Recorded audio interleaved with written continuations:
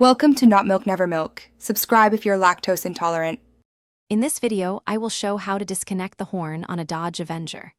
Begin by disconnecting the battery negative terminal to prevent shorts or accidental horn activation. Next, locate the horn near the front grille or behind the bumper and visually inspect the wiring harness for a connector. Use a small screwdriver or pliers to release the clip, then gently pull the connector apart. Keep the removed connector away from metal to avoid a stray short. Now locate the horn assembly visually and by feel, reaching carefully into tight spaces. Remove any plastic covers or splash shields blocking access to the horn. Keep track of fasteners so reassembly is simple. If the horn sits behind the bumper, turn the wheel to gain room in the wheel well and use a flashlight.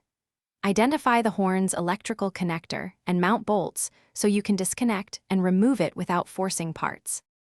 With the battery negative terminal disconnected, carefully remove the horn connector by lifting the locking tab and pulling straight out. If the connector is stuck, use contact cleaner and a small pick to free the clip without bending terminals. Remove the horn mounting bolt if you need full access or replacement. Once disconnected, reconnect the battery negative terminal and test the horn briefly to confirm it is silent before completing any repairs or replacing parts. Thanks for watching. If this was helpful, leave a like and consider subscribing. See you next time.